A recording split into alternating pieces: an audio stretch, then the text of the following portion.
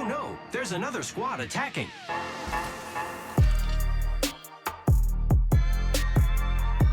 Welcome to the Third Party, an Apex Legends podcast hosted by myself, Shay, and joined as always by my co-host, Henry. Henry, how's it going today?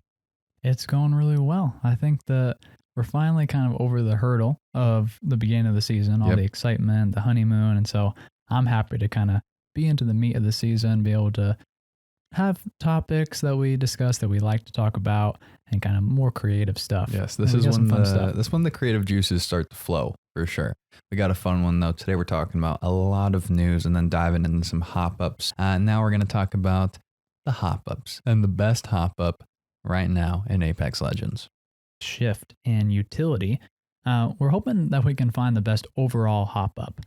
And this is kind of echoing our continued mantra that utility equals power in a battle royale. And there's a variety of ways to achieve the strength of versatility through legends, weapons, drop location, consumables, etc. But today we're talking hop-ups and how maybe some can give more utility than others. We're going to kick it off with the Skull Piercer. And this is a classic. We've had this for a long time. It increases the headshot multiplier. First, the wingman. So essentially, it increases the headshot multiplier from normally 2 times to 2.25 times. So 2.25. And what this does damage-wise on a normal hitbox legend is it increases that headshot from 90 to 101 damage. Kind of cool. Touch into the triple digits for one shot. Definitely gets you hyped. But what's the time to kill impact of this? And the fact is, none if you're in a 1v1. Yeah, but what if you hit one headshot and then the rest of the shots you hit in the body, then does the Skull Piercer impact your shots to kill and subsequently your time to kill? No.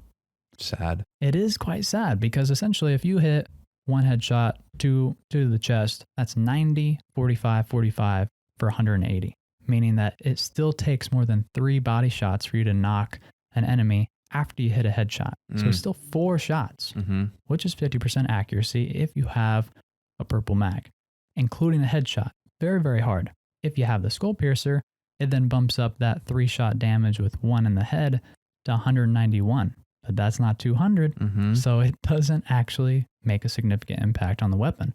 And that 10 damage extra per headshot is very, very limited in its power. Yeah, I mean, the Skull Piercer, it's a headshot oriented hop up and it's hard to count on headshots. It really is. And it's hard to count on headshots. And so I think it's hard to have a gold hop up here that doesn't quite have a huge impact on the normal game.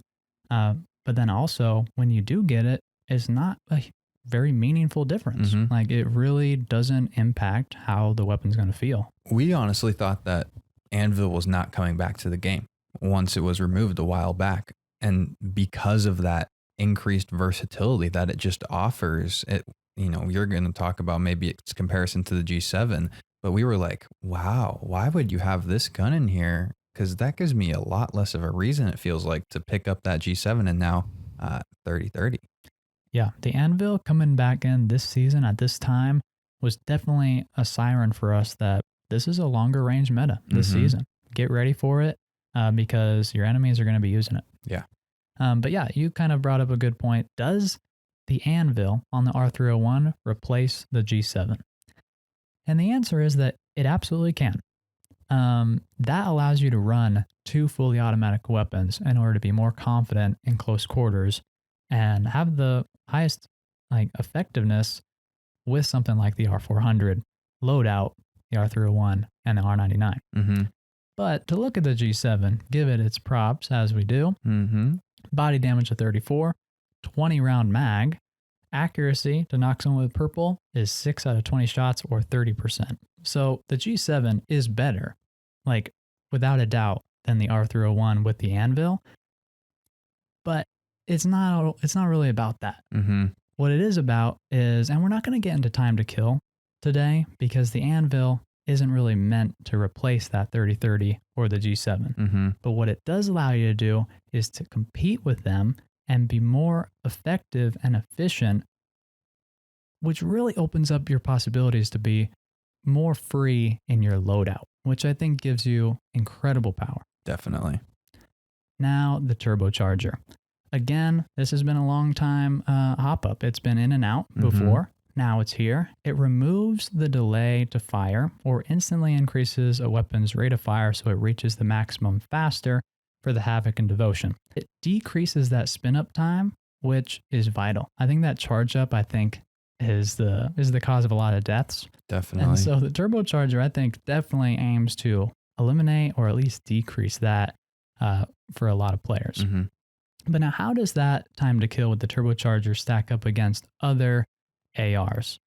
I think the most fair comparison, given the recoil pattern of the Havoc and the damage profile, is the Flatline. This is kind of unfortunate for the Havoc, but really, Flatline has 19 body damage, one above the Havoc, so they're both pretty high powered. You have to hit 11 out of 30 shots. So it has a smaller mag, but you have to hit one less shots. 36% accurate. You have to be a little more accurate with the Flatline, but the base time to kill is 1.34 seconds. The Havoc and the Flatline have the same time to kill only when the Havoc has the turbocharger. Has a gold hop up. It's a very, very hard thing to say that, okay, the Havoc's a really strong weapon, or even that the turbocharger is really strong when it only brings it in line with other ARs. It's a really tough case. But the Devotion, I think, is more interesting. Very. Devotion, 16 body damage, have to only be 27% accurate. Huge difference from something like 36. Time to kill without the turbocharger is 1.7 seconds. With the turbocharger, it's 1.38 seconds, which in comparison to the Havoc or the Flatline might not impress you, but given the mag size of 48, that's a big deal.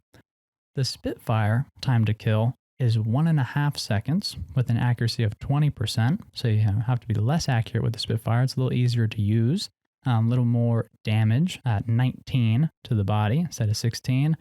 But the Devotion has a faster time to kill by quite a lot, more like 0.12 seconds, quite a lot. So the Devotion really shreds, but it only competes when it has the turbocharger. And this is really interesting. That's what's crazy about it. So to kind of recap quickly, this is a very interesting case specifically with the turbocharger because it means that the Havoc is a competitor in the AR class if it has the turbocharger, but it's still outclassed in range. Turbo gives it, it has solid, the accuracy requirement, time to kill, just only barely competes with the other ARs. Bottom line, the Havoc needs the turbocharger. If it has it, it only competes. The turbocharger is like, in closing, makes weapons a lot more competitive when it has them, but without it, they're not super strong in their class. And while they can still be quite good, it kind of requires that gold hop up. So does that make it the best hop up in the game right now?